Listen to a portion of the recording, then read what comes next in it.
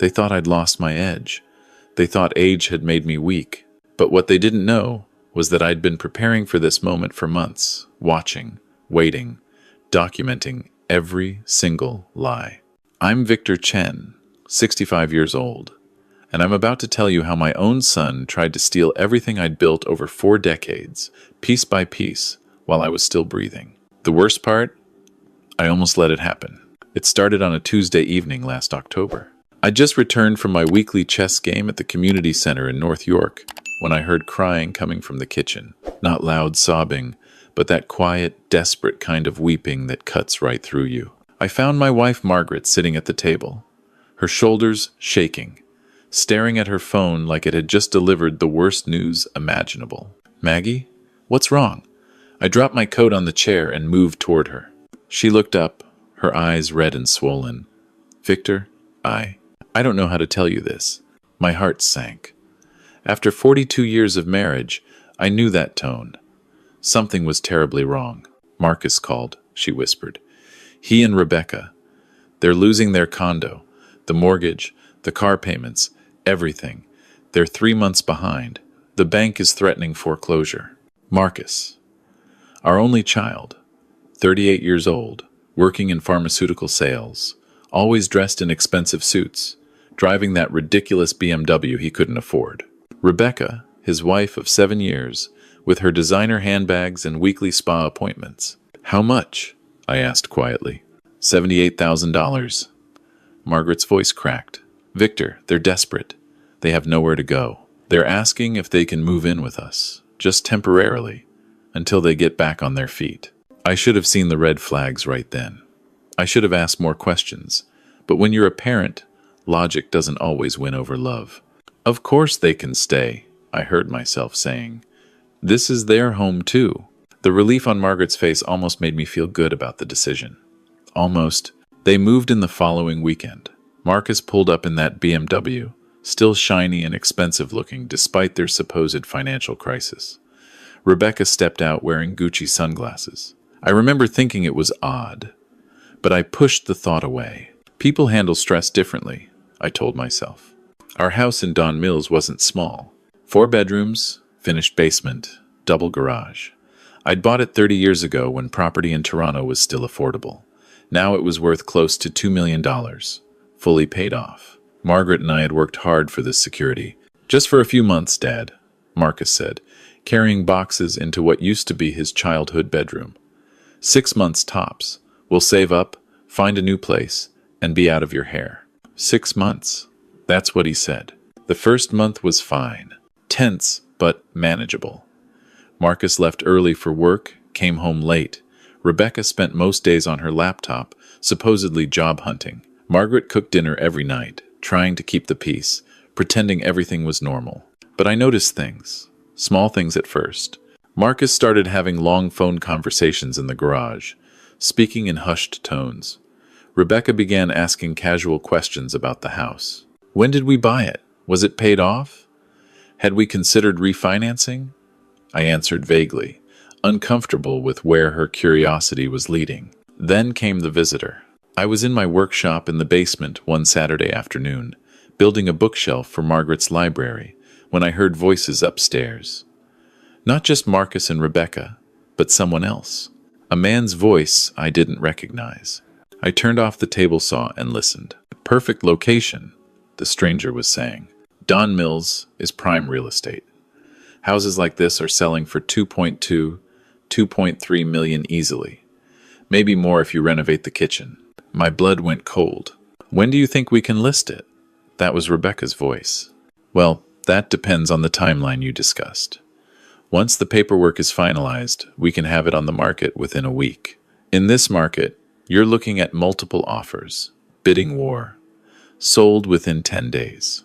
I climbed the basement stairs slowly, each step deliberate. By the time I reached the main floor, I could see them in the living room, Marcus, Rebecca, and a man in a navy suit holding a tablet, showing them something on the screen. The man looked up when he saw me. "Oh, hello. You must be Mr. Chen. I'm Bradley Morrison, from Morrison Realty. Your son and daughter-in-law here were just asking me to do a preliminary valuation." "A valuation?" I repeated flatly. Marcus jumped in quickly. Dad, we were just curious about the market, for future reference. Never hurts to know what your assets are worth. Future reference. That's right. His smile was too bright, too forced. We weren't seriously considering anything, just gathering information. Bradley Morrison, oblivious to the tension, continued enthusiastically. Well, Mr. Chen, you're sitting on a gold mine here. I'd conservatively estimate 2.1 million, but in the right market conditions, with the right buyer, you could see 2.4, maybe even 2.5. I looked at my son, really looked at him. The expensive haircut, the Rolex on his wrist that he claimed was a gift from his company, the way he wouldn't meet my eyes. Thank you for your time, Mr. Morrison, I said coldly. But we're not interested in selling. We won't be needing your services. The realtor left, confused by the sudden shift in atmosphere. Marcus tried to laugh it off, saying something about just being curious, nothing serious. Rebecca disappeared upstairs. That night, I couldn't sleep. I lay in bed next to Margaret, who was snoring softly, and stared at the ceiling. Why would Marcus bring a realtor to our house without asking us first? Why were they discussing timelines and paperwork? At 3 a.m, I got up and went to my home office. I opened my filing cabinet and pulled out the property deed, the will Margaret and I had drafted 5 years ago, all our legal documents. Everything was in order. The house was in both our names. Nothing could be sold without both our signatures. But something nagged at me. The word paperwork kept echoing in my mind. The next morning, I called my lawyer. Gerald Matthews had been handling our legal affairs for 20 years. We'd played golf together, attended each other's retirement parties. I trusted him completely.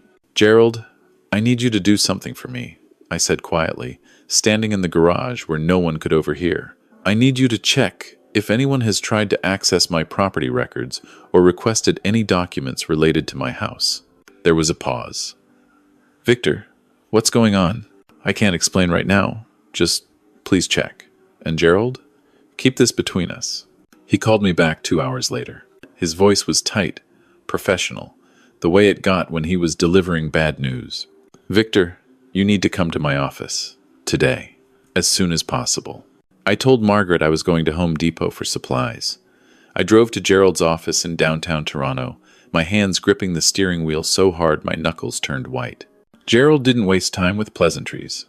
He slid a folder across his desk to me. 3 weeks ago, he said, someone submitted a power of attorney application to the Land Registry Office. The application claimed that you, Victor Chen, were granting power of attorney to your son, Marcus Chen, for the purpose of property management due to health concerns. The room tilted. Health concerns? I'm perfectly healthy. I never signed anything. I know. Gerald pulled out another document. That's why I flagged it. The signature looked off to me, so I requested the original paperwork. Victor, this is a forgery. Someone forged your signature. I stared at the document. It looked official. Toronto Land Registry stamps, legal language, witness signatures, and there, at the bottom, was a signature that looked vaguely like mine but wasn't quite right. The V was wrong. The loop on the C was too wide.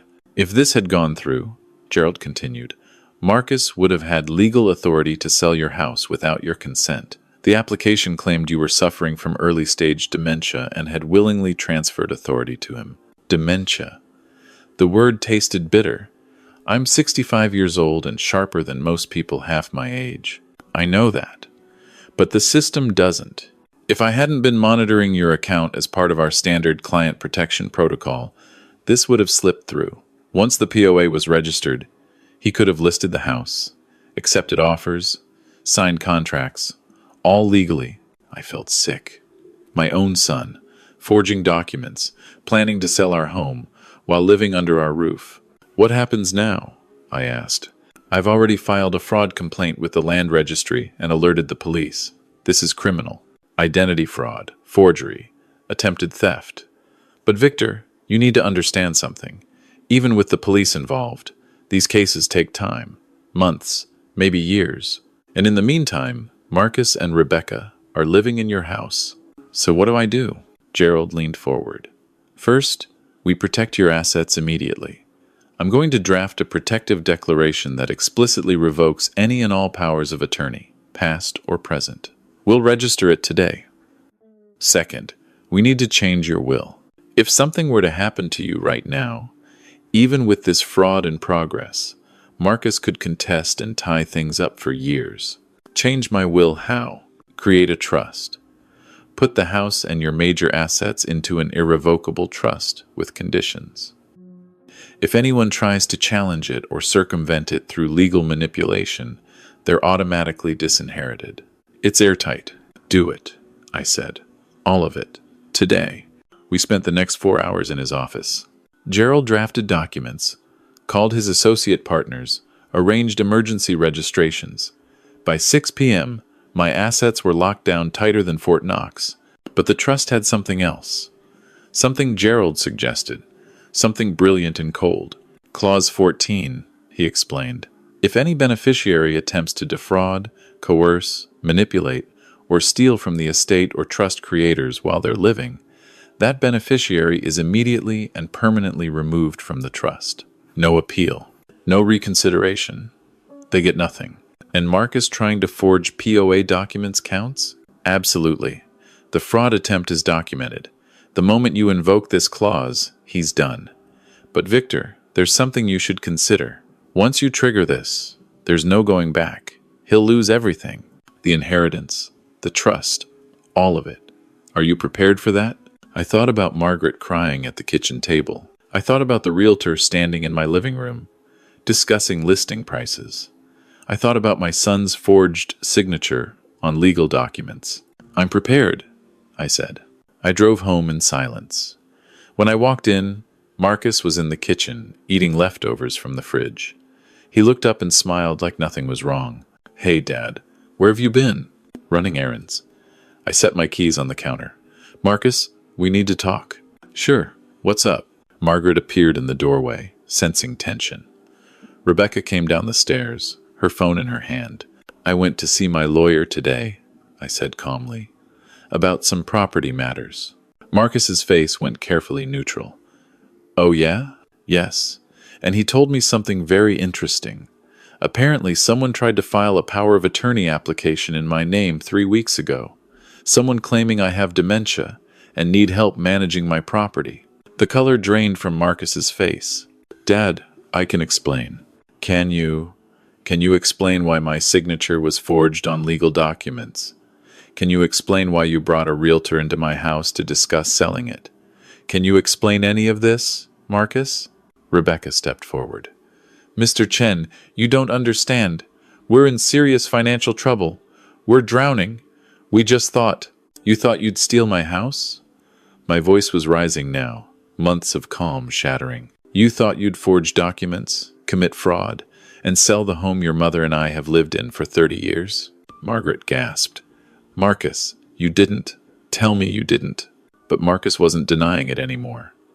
His expression shifted from panic to something harder, something defiant. You have so much, Dad. This house, the savings, the investments. You and Mom don't need all this. We're your son, your family. We needed help. And you were just sitting on all these assets doing nothing. Doing nothing? I couldn't believe what I was hearing.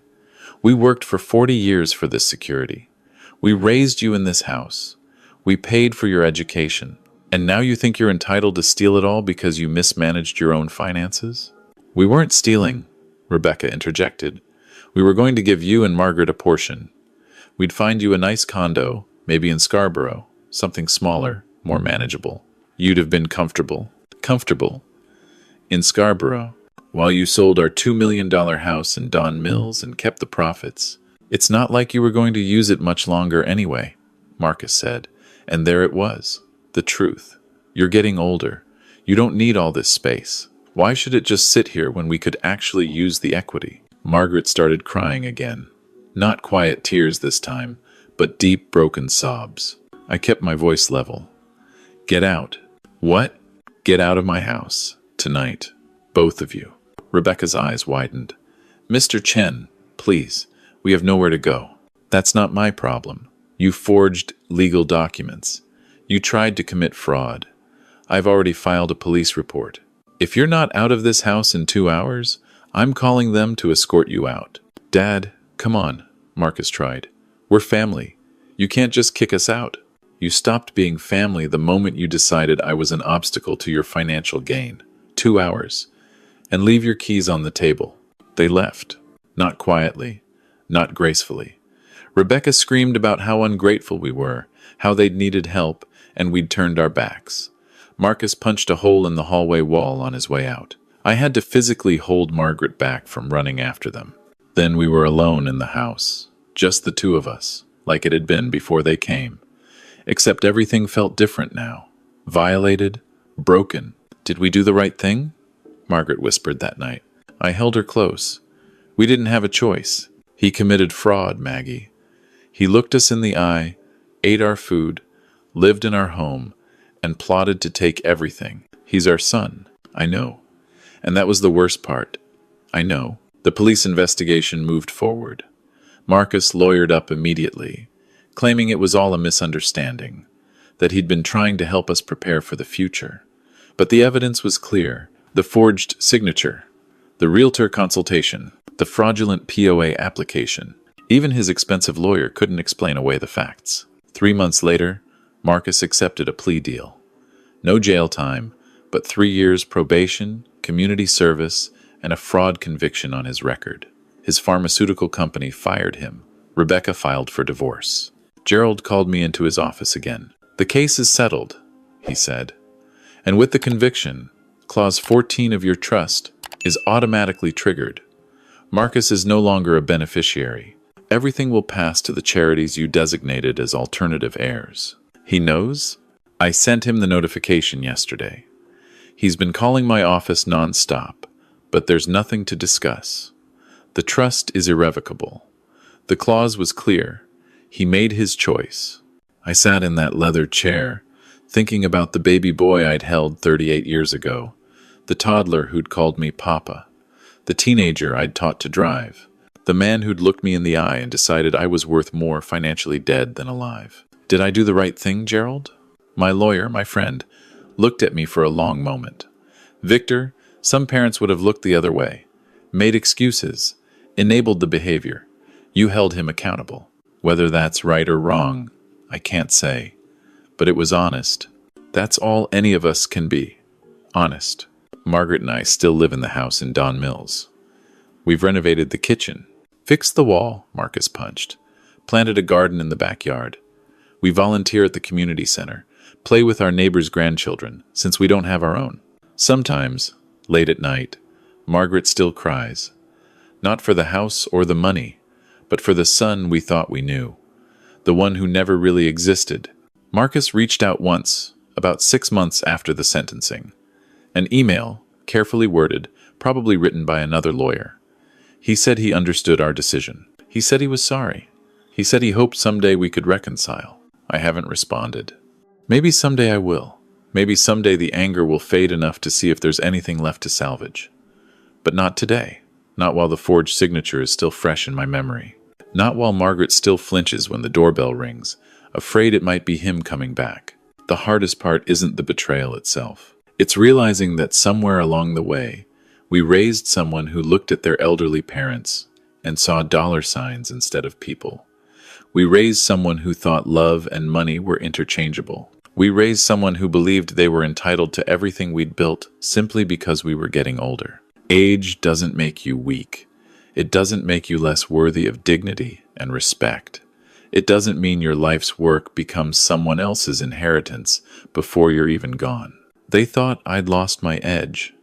They thought age had made me powerless. But I'm 65 years old, and I just taught my son the hardest lesson of his life. In the end, what you build isn't about the money or the property or the assets. It's about integrity. And that's something no one can forge, steal, or take away. I just wish he'd learned that before it cost him everything.